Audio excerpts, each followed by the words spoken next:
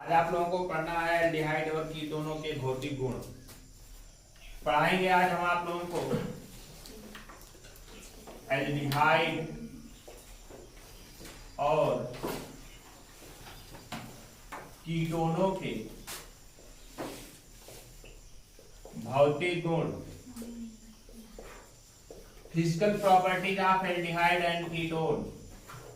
Aldehyde और ketone के भौतिक गुण पढ़ना है, फिजिकल प्रॉपर्टीज ऑफ एल्डिहाइड और कीटोन। देखिए एल्डिहाइड श्रेणी की बात करते हैं तो एल्डिहाइड श्रेणी का प्राथमिक सदस्य कौन सा होता है? आपका फॉर्मल्डिहाइड HCHO। एल्डिहाइड श्रेणी का प्राथमिक सदस्य क्या होता है? Formaldehyde HCHO। यदि इसको छोड़ दिया जाए, फॉर्मल्डिहाइड को छोड़ दिया जाए तो एल्डिहाइड और कीटोन श्रेणी के अन्य निम्नतर सदस्य का मतलब कहां तक के? लगभग C11 तक के कंपाउंड, C11 तक के कंपाउंड। समझिए हमारी बात को। एल्डिहाइड के अंतर्गत पहला कंपाउंड कौन सा होता है? आपका फॉर्मल्डिहाइड। फॉर्मल्डिहाइड को छोड़ दिया जाए, फॉर्मल्डिहाइड को छोड़ करके अन्य एल्डिहाइड और कीटोन, अन्य एल्डिहाइड और कीटोन का मतलब क्या हुआ? एस्टरडिहाइड, प्रोपेनॉल्डिहाइड, ब्यूटेनॉल्डिहाइड, एसीटोन के बाद क्या होगा आपका? ब्यूटेनोन, पेंटेनोन, इस तरीके की होगी। वो भी कहां तक के? C11 तक के होगी। C11 तक के यौगिक का सूत्र देखेंगे, C11 तक के यौगिक का सूत्र क्या हो जाएगा? C11H22O। इस सूत्र तक के यौगिक, इस सूत्र तक के यौगिक जितने भी होंगे वो क्या होंगे? रंगहीन, वाष्पशील, उदासीन द्रव होंगे। ये सभी क्या होंगे आपके? रंगहीन। रंगहीन का मतलब कलरलेस। वाष्पशील मतलब कि वेपराइज्ड होने वाले, वाष्पशील मतलब कि जो वेपर में परिवर्तित हो जाए, वाष्प में परिवर्तित हो जाए। रंगहीन, वाष्पशील और कौन से कंपाउंड्स होते हैं? उदासीन। उदासीन का मतलब न्यूट्रल। मतलब न्यूट्रल का मतलब क्या हुआ? न्यूट्रल का मतलब क्या हुआ? मतलब ना तो उसमें एसिडिक नेचर होगा और ना ही उसमें बेसिक नेचर। उदासीन द्रव होते हैं, उदासीन होते हैं और किस अवस्था में होते हैं? द्रव होते हैं। और इससे उच्चतर सदस्य क्या होते हैं बेटा? ठोस होते हैं। इससे उच्चतर सदस्य की बात किया जाए तो C12 के आगे, C12 से आगे के तत्व या C11 के आगे के तत्व क्या होते हैं? वो सभी के सभी क्या होते हैं? ठोस होते हैं। लेकिन फॉर्मल्डिहाइड की बात किया जाए तो फॉर्मल्डिहाइड क्या होता है? अभी तक तो हमने आप लोगों को जितनी प्रॉपर्टी बताई, सारी प्रॉपर्टी फॉर्मल्डिहाइड को छोड़ करके बताई है कि फॉर्मल्डिहाइड को छोड़ करके कहां से? C11 तक के कंपाउंड्स क्या होते हैं? रंगहीन, वाष्पशील, रंगहीन, वाष्पशील, रंगहीन, वाष्पशील, उदासीन द्रव होते हैं, उदासीन द्रव होते हैं और उच्चतर सदस्य ठोस होते हैं। लेकिन अगर बात करते हैं फॉर्मल्डिहाइड तो फॉर्मल्डिहाइड क्या होता है? रंगहीन, अरुचिकर गंध का। अरुचिकर गंध का मतलब कि बहुत तीक्ष्ण गंध का, बहुत तीखी गंध का, बहुत शार्प कह सकते हैं। तीखी गंध का क्या होता है? ये गैस अवस्था में होता है। तीखी गंध का गैसीय अवस्था में कंपाउंड होता है। ये तीखी गंध का गैस कहलाता है। ये कौन सा? फॉर्मल्डिहाइड। समझ पा रहे ना? और फॉर्मल्डिहाइड को जल में जब घोलते हैं, फॉर्मल्डिहाइड को किसमें घोलते हैं? जल में घोलते हैं तो फॉर्मलिन का फॉर्मेशन होता है, फॉर्मलिन बनता है। और कौन सा प्रतिशत, कितना प्रतिशत जलीय विलयन? फॉर्मल्डिहाइड का 40% जलीय विलयन फॉर्मलिन कहलाता है। ध्यान से समझिएगा हमारी बात को। फॉर्मल्डिहाइड का 40% जलीय विलयन क्या कहलाता है? फॉर्मलिन कहलाता है। और फॉर्मलिन में ही किसी भी जीव जंतु के मृत शरीर को रख देने पर वो जीव जंतु का मृत शरीर डिस्ट्रॉय नहीं होता है, कह सकते हैं अपघटित नहीं होता, डिकम्पोज्ड नहीं होता है। समझ पा रहे हैं ना? तो फॉर्मलिन क्या होता है? पूछा जाता है फॉर्मलिन किसे कहते हैं? कि फॉर्मल्डिहाइड का 40% जलीय विलयन क्या कहलाता है? आपका फॉर्मलिन कहलाता है। तो हमने बताया फॉर्मल्डिहाइड की प्रॉपर्टी बताई, फिर उसके बाद इसकी प्रॉपर्टी बताई, क्या होते हैं, कैसे होते हैं, और इसकी जल में विलेयता बताई हमने कि जल में विलीय होते हैं। तो क्या ये जल में विलीय होते हैं? हाँ, ये जल में क्या होते हैं? निम्नतर सदस्य जल में पूर्ण विलीय होते हैं या आंशिक विलीय होते हैं? जल में क्या होते हैं? पूर्ण विलीय होते हैं या आंशिक विलीय होते हैं। पूर्ण विलीय का मतलब कि या तो पूरे के पूरे घुल जाएंगे या तो थोड़े से घुलेंगे जल में पूर्ण। ये सभी क्या होंगे? जल में पूर्ण विलीय होंगे या जल में आंशिक विलीय होंगे। समझ पा रहे हैं ना? और समझिए यहीं पर जल के साथ ये हाइड्रोजन आबंध का भी निर्माण करते हैं। एल्डिहाइड और कीटोन, कोई भी एल्डिहाइड और कीटोन होगा जल के साथ कैसा निर्माण करेगा? हाइड्रोजन आबंध का निर्माण भी करेगा। लेकिन अगर बात करते हैं तो कार्बनिक विलायकों में, कार्बनिक विलायकों में क्या होते हैं? ये कार्बनिक विलायकों में पूर्ण रूप से विलीय हैं। कार्बनिक विलायक की बात करते हैं तो जैसे आपका क्या हुआ? एल्कोहल क्या है? कार्बनिक विलायक है। और कौन सा, एल्कोहल के बाद कौन सा हो जाएगा, ईथर, कार्बनिक विलायक है। और कौन सा, क्लोरोफॉर्म, CH3 क्या होता है इसमें, कार्बनिक विलायक। बेंजीन, ये सभी कार्बनिक विलायक होते हैं। कार्बनिक विलायकों में क्या होते हैं, पूर्ण रूप से ये विलीन होते हैं। तो अभी तक हमने आप लोगों को कितनी प्रॉपर्टी बताई, इतनी प्रॉपर्टी बताई कि एल्डिहाइड को छोड़ करके अन्य एल्डिहाइड और कीटोन, अन्य एल्डिहाइड और कीटोन के निम्नतर सदस्य, निम्नतर सदस्य का मतलब कहां तक के, लगभग C11 तक के कंपाउंड्स क्या होते हैं, रंगहीन, वाष्पशील, उदासीन द्रव होते हैं।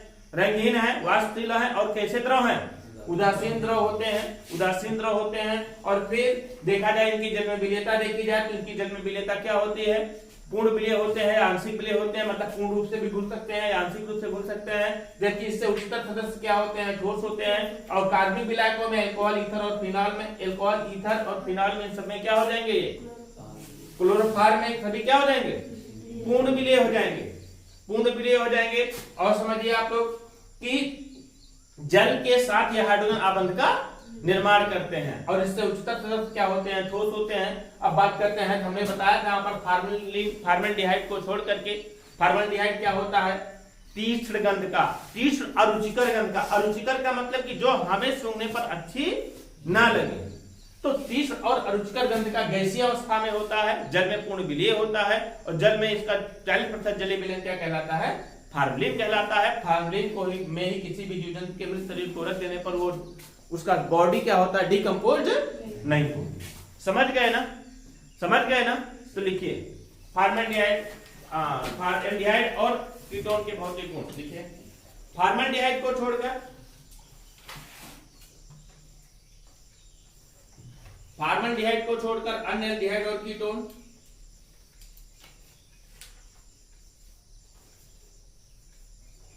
अन्य एल्डिहाइड और कीटोन के निम्नतर सदस्य,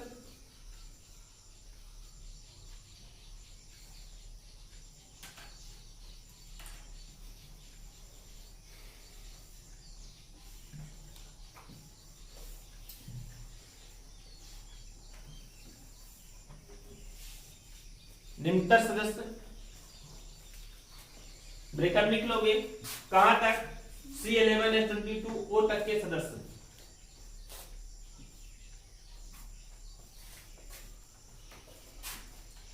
C11H22O तक के सदस्य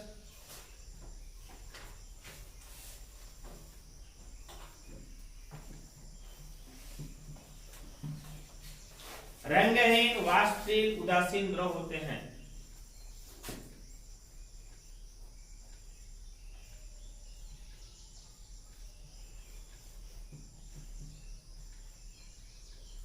रंगहीन, वाष्पशील, उदासीन द्रव होते हैं। और इससे उच्चतर सदस्य, इससे उच्चतर सदस्य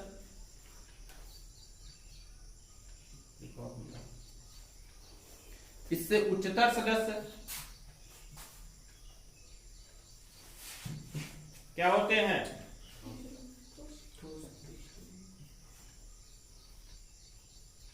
ठोस होते हैं।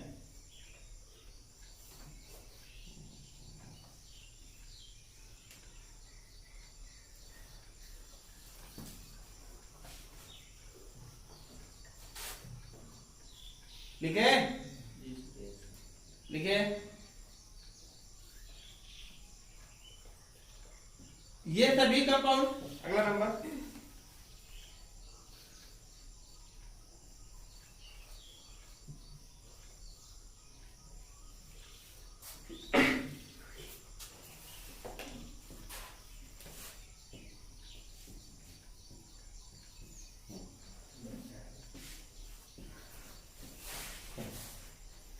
ये सभी कंपाउंड जल में पूर्ण या आंशिक विलीय होते हैं।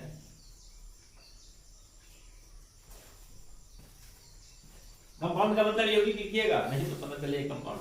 ये सभी यौगिक जल में पूर्ण या आंशिक विलीय होते हैं।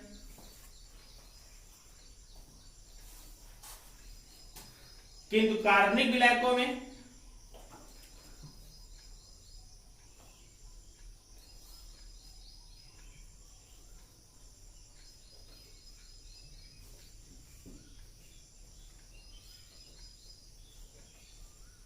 पूर्ण विलीय होते हैं।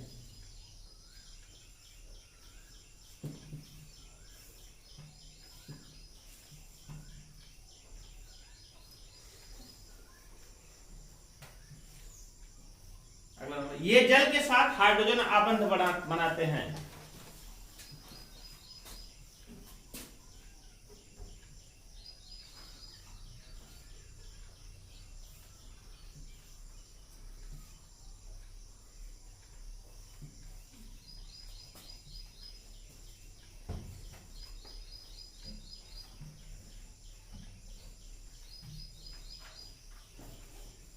एक पॉइंट तो हमने आप लोगों को बताया ही नहीं यहाँ पर। एक पॉइंट क्या बताया जाना है कि जैसे जैसे इनका अनुभार क्या होता जाता है, बढ़ता जाता है।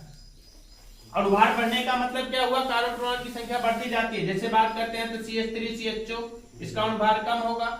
इससे आगे की बात करते हैं तो क्या होगा, CH3 CH2 CHO, इसका अनुभार इससे ज्यादा होगा कि नहीं। और इसी तरीके से कीटोनों की बात करते हैं तो कीटोन में क्या होता है, CH3 CO CH3 एसीटोन, इसका अनुभार कम होगा। इसके आगे की बात करते हैं तो C2H5 CO CH3 की बात करते हैं, इसका अनुभार इससे ज्यादा होगा। मतलब जैसे जैसे कार्बन परमाणु की संख्या बढ़ती जाएगी वैसे वैसे इनका अनुभार क्या होता जाता है, बढ़ता जाता है। और अनुभार बढ़ने के साथ साथ ध्यान से समझिए कि अनुभार बढ़ने के साथ साथ इनका क्वथनांक क्या होता है। क्वथनांक बोले तो बॉइलिंग पॉइंट। बॉइलिंग पॉइंट जिस ताप पर कोई द्रव पदार्थ द्रव अवस्था से किस अवस्था में, वाष्प अवस्था में। वैसे तो ये वाष्पशील है, अपने आप वाष्पित हो जाएगा, लेकिन बॉइलिंग पॉइंट इसका क्या होता जाता है, बढ़ता जाता है। तो अगला नंबर लिखिए, अनुभार बढ़ने के साथ साथ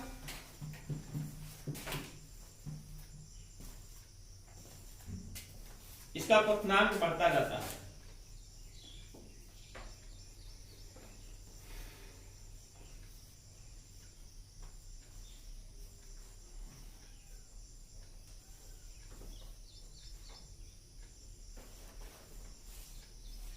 अनुभार बढ़ने के साथ साथ इनका क्वथनांक बढ़ता जाता है।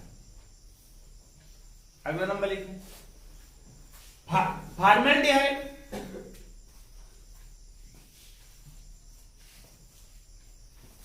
फॉर्मेल्डिहाइड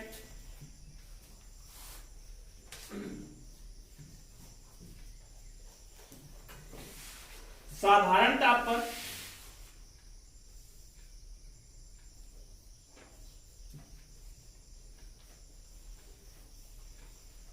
अरुचिकर व तीखी गंध की गैस है।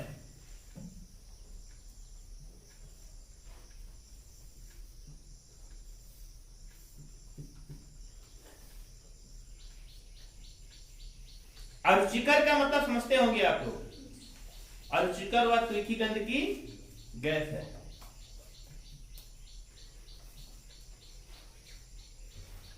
नई लाइन लिखिए, फॉर्मेल्डिहाइड का 40% जलीय विलयन।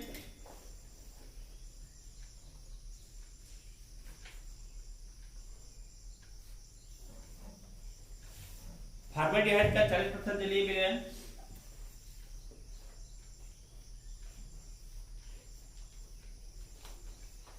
फार्मेलिन कहलाता है।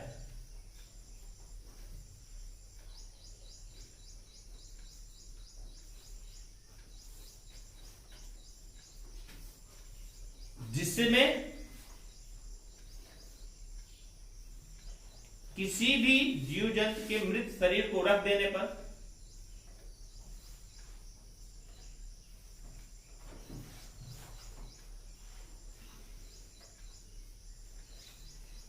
अपघटित नहीं होता।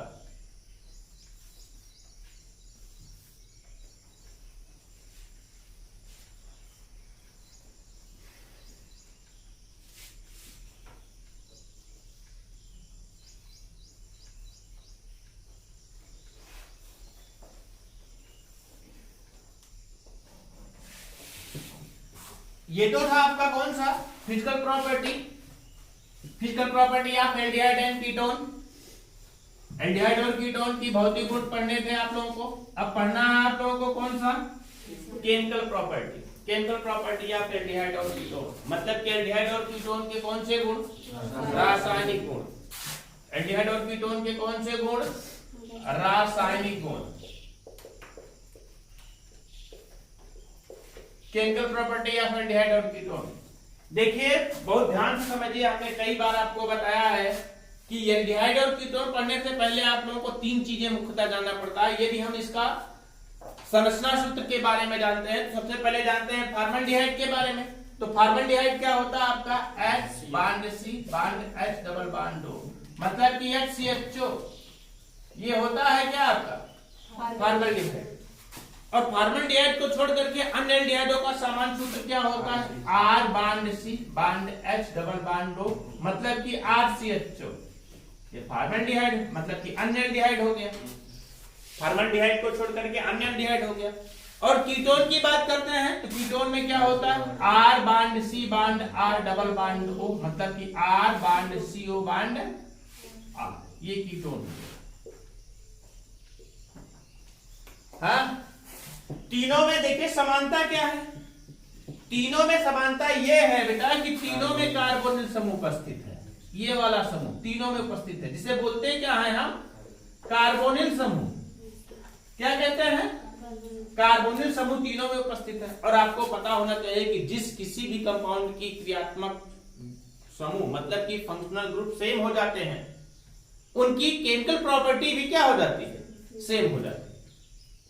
क्यों? क्योंकि रासायनिक अभिक्रिया में रिएक्शंस में कौन से भाग लेते हैं फंक्शनल ग्रुप भाग लेते हैं, फंक्शनल ग्रुप भाग लेते हैं। रासायनिक अभिक्रिया करने में क्या भाग लेते हैं फंक्शनल ग्रुप भाग लेते हैं। और फंक्शनल ग्रुप सेम है तो उनकी रासायनिक गुण क्या हो जाएंगे सेम हो जाएंगे।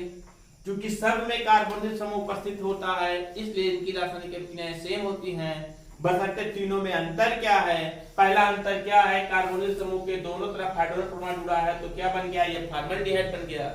और कार्बोनिल समूह के एक तरफ एल्किल समूह एक तरफ हाइड्रोजन परमाणु जुड़ गया तो एल्डिहाइड बन गया, अन्य एल्डिहाइड बन गया, मतलब फॉर्मल्डिहाइड को छोड़ करके अन्य एल्डिहाइड बन गए। और जब कार्बन समूह के दोनों तरफ एल्किल समूह लग गया तो क्या बन गया आपका कीटोन बन गया। यही तो हुआ है। तो तीनों की रासायनिक अभिक्रियाएं सेम होंगी। कौन कौन सी रासायनिक अभिक्रियाएं होंगी? पहला कार्बोनिल समूह की अभिक्रियाएं, मतलब कि कार्बोनिल समूह की अभिक्रियाएं, कार्बोनिल समूह की अभिक्रिया मतलब कि जब कभी भी अभिक्रिया होगी किसके साथ होगी आपकी कार्बोनिल समूह के साथ अभिक्रिया होगी। दूसरी अभिक्रिया कौन सी होगी कार्बोनिल समूह के निकटवर्ती एल्किल समूह के साथ अभिक्रियाएं। अगर हम बात करते हैं तो कार्बोनिल समूह का निकटवर्ती एल्किल समूह R है ना, यहां बात करते हैं कार्बोनिल समूह का निकटवर्ती एल्किल समूह क्या है R। तो दूसरी टाइप की अभिक्रिया क्या हो जाएंगी, कौन सी अभिक्रिया हो जाएगी कार्बोनिल समूह के कहां तक निकटवर्ती कौन सा एल्किल समूह की अभिक्रियाएं, निकटवर्ती एल्किल समूह की अभिक्रियाएं। हाँ होगा कि नहीं होगा? और तीसरा कौन सा होगा? तीसरा होगा आपका ऑक्सीकरण अभिक्रिया। कौन सा होगा? ऑक्सीकरण अभिक्रिया। ऑक्सीकरण अभिक्रिया। तो इनकी रासायनिक अभिक्रियाओं को तीन भागों में विभाजित करके अध्ययन करेंगे। तो इसका किसका कार्बोनिल समूह की अभिक्रियाएं, कार्बोनिल समूह के निकटवर्ती समूह की अभिक्रियाएं और कौन सा आपका ऑक्सीकरण अभिक्रियाएं। और कार्बोनिल समूह की अभिक्रियाएं, कार्बोनिल समूह की अभिक्रियाएं जो हैं इनको भी हम तीन भागों में विभाजित करके अध्ययन करते हैं। कार्बोनिल समूह की अभिक्रियाओं को भी तीन भागों में विभाजित करके अध्ययन किया जाता है। सबसे पहला होता है अपचयन अभिक्रिया, मतलब ये क्या होगा आपका अपचयन करेगा। कौन सी अभिक्रिया होगी आपकी अपचयन अभिक्रिया होगी। दूसरा होगा आपका योगात्मक अभिक्रिया। कौन सा होगा योगात्मक अभिक्रिया, एडिशन रिएक्शन, ये रिडक्शन रिएक्शन। अपचयन का मतलब रिडक्शन ना, रिडक्शन रिएक्शन मतलब अपचयन अभिक्रिया, योगात्मक अभिक्रिया का मतलब एडिशन रिएक्शन योग होगा। और तीसरा होगा आपका योगात्मक विलोपन अभिक्रिया। तीसरा कौन सी अभिक्रिया होगा योगात्मक विलोपन अभिक्रिया, योगात्मक विलोपन अभिक्रिया। तो कार्बोनिल समूह की अभिक्रियाओं को भी तीन भागों में विभाजित करके अध्ययन करेंगे। कौन सा पहला होगा अपचयन, दूसरा क्या होगा योगात्मक, तीसरा होगा योगात्मक विलोपन। मतलब क्या होगा यहाँ पर इसका कार्बोनिल समूह का अपचयन हो जाए, कार्बोनिल समूह पर आकर के कोई दूसरा कंपाउंड जुड़ जाए। और तीसरा क्या होगा कार्बोनिल समूह पर कोई तीसरा कंपाउंड दूसरा कंपाउंड आकर के जुड़े भी और वहां से कुछ निकले भी, विस्थापित भी हो, तो उसे क्या कहेंगे हम योगात्मक विलोपन अभिक्रिया। तो कुल मिलाकर के एल्डिहाइड और कीटोन की रासायनिक अभिक्रियाओं की बात करते हैं। तो एल्डिहाइड और कीटोन की रासायनिक अभिक्रियाओं को हम मुख्यतः 3 भागों में विभाजित करके अध्ययन करते हैं। कौन सा? कार्बन समूह के साथ अभिक्रियाएं, दूसरा कार्बन समूह के निकटवर्ती एल्किल समूह के साथ अभिक्रिया, मतलब इसके साथ अभिक्रिया, कार्बन समूह के निकटवर्ती एल्किल समूह के साथ अभिक्रिया, और तीसरा अभिक्रिया कौन सा हो जाएगा? मतलब इसका क्या हो जाए? आपका ऑक्सीकरण हो जाए, ऑक्सीकरण अभिक्रिया हो जाए। और कार्बोनिल समूह की अभिक्रिया मतलब इन सब के साथ की अभिक्रिया को 3 भागों में विभाजित करके अध्ययन किया जाता है। कौन कौन सा? अपचयन, योगात्मक और योगात्मक विलोपन। अपचयन मतलब रिडक्शन, योगात्मक का मतलब एडिशन, योगात्मक विलोपन का मतलब एडिशन सब्स्टिट्यूशन। समझ आए ना? इस तरीके की अभिक्रियाओं को हम अध्ययन करेंगे, लेकिन हम बता सिर्फ यहाँ पर ऐसे रहे हैं, अध्ययन हम कैसे करेंगे? इस तरीके से अध्ययन इसका पढ़ाएंगे आप लोगों को कि कौन कौन सी अभिक्रियाएं ऐसी हैं जो कि, अच्छा हमने बताया तो आप लोगों को कि सभी में कार्बन समूह उपस्थित होता है, सभी के केमिकल प्रॉपर्टी सेम होंगे, सभी रासायनिक गुण में सेम होगा, लेकिन कुछ अभिक्रियाएं ऐसी भी होती हैं, कुछ अभिक्रियाएं इसकी ऐसी भी होती हैं कि वो एल्डिहाइड के और कीटोनों से भिन्न होती हैं, और कुछ अभिक्रिया ऐसी भी होती हैं जो कि एल्डिहाइड और कीटोनों के समान होने वाली अभिक्रिया होती है। मतलब जिस तरीके से एल्डिहाइड अभिक्रिया प्रदर्शित करता है उसी तरीके से कीटोन भी प्रदर्शित करता है। और कुछ अभिक्रिया ऐसी भी होती है कि जिस तरीके से एल्डिहाइड अभिक्रिया प्रदर्शित करेगा उस तरीके से कीटोन नहीं करेगा, या जिस तरीके से कीटोन करेगा उस तरीके से एल्डिहाइड नहीं करेगा। अर्थात इसको हम 2 प्रकार से अध्ययन करेंगे, एल्डिहाइड और कीटोन की समान अभिक्रियाएं, और दूसरा पढ़ेंगे क्या? एल्डिहाइड और कीटोन की भिन्न अभिक्रियाएं। लेकिन अभिक्रिया के अंतर, उसके अंतर्गत कौन कौन सी अभिक्रियाएं पढ़ेंगे? ये सारी अभिक्रिया उसके अंतर्गत पढ़ेंगे। समझ पा रहे हैं ना? उसके अंतर्गत हमें सारी अभिक्रियाएं पढ़ेंगे। तो सबसे पहले लिखिए एल्डिहाइड और कीटोन के रासायनिक गुण। लिखिए चूंकि एल्डिहाइड और कीटोन में, देखिए चूंकि एल्डिहाइड और कीटोन में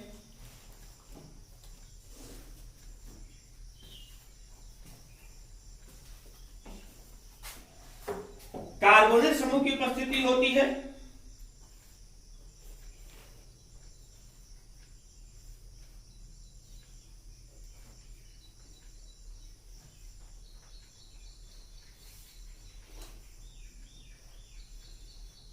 अतः दोनों के रासायनिक गुण समान होते हैं।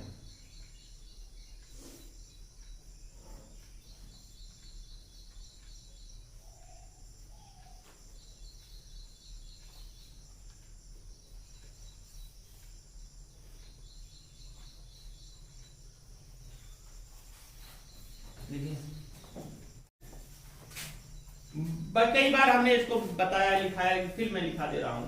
देखिए एल्डिहाइडों में फॉर्मल्डिहाइड को छोड़कर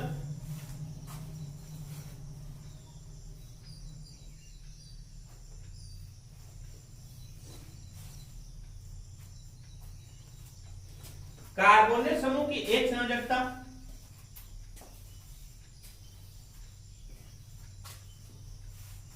कार्बोनिल समूह की एक संयोजकता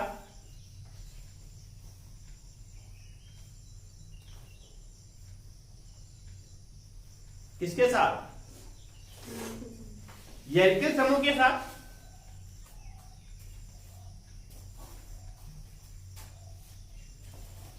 और दूसरी संयोजकता किसके साथ? हाइड्रोजन के साथ जुड़ी होती है।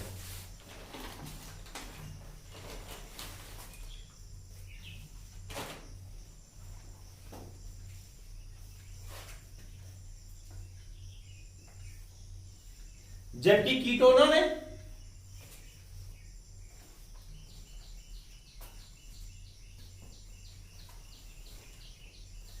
कार्बोनिल समूह की दोनों संयोजकताएं किसके साथ?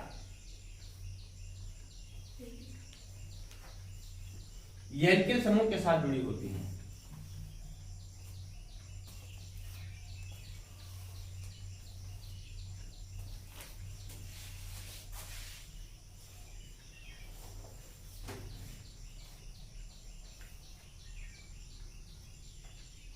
कार्बोनिल समूह की दोनों संयोजकताएं किसके साथ? एल्किल समूह के साथ जुड़ी होती है।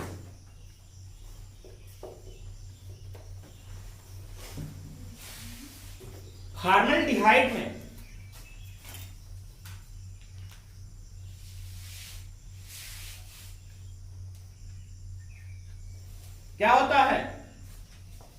फॉर्मल्डिहाइड में क्या होता है? हाँ, कार्बोनिल समूह की दोनों संयोजकताएं। किसके साथ? हाँ, हाइड्रोजन के साथ जुड़ी होती है।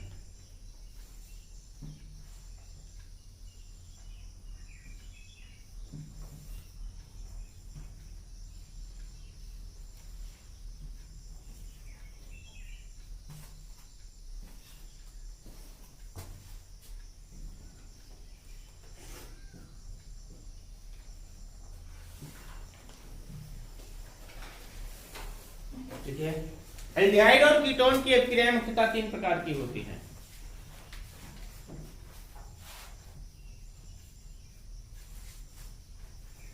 एल्डिहाइड और कीटोनों की अभिक्रियाएं मुख्यतः 3 प्रकार की होती हैं।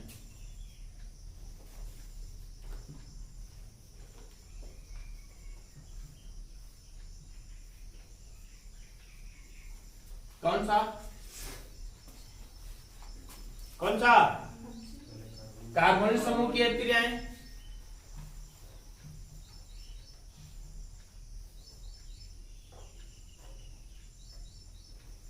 दूसरा कौन सा?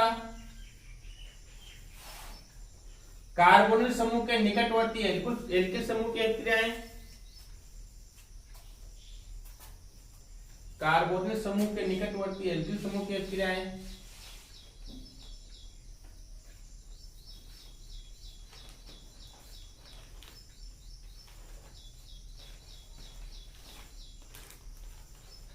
और तीसरा कौन सा? ऑक्सीकरण अभिक्रियाएं।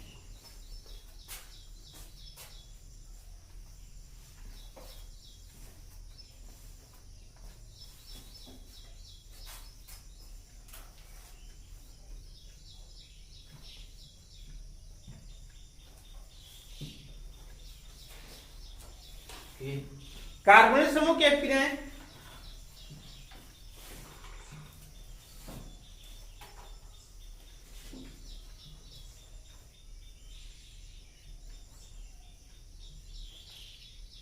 तीन प्रकार से प्रदर्शित होती हैं।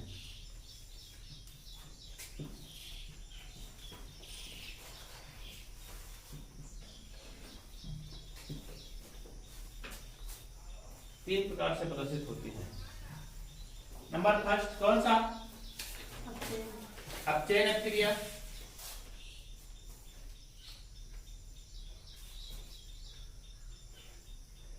अपचयन अभिक्रिया। नंबर सेकेंड कौन सा? योगात्मक अभिक्रिया, योगात्मक अभिक्रिया। नंबर थर्ड कौन सा? योगात्मक विलोपन अभिक्रिया, योगात्मक विलोपन अभिक्रिया।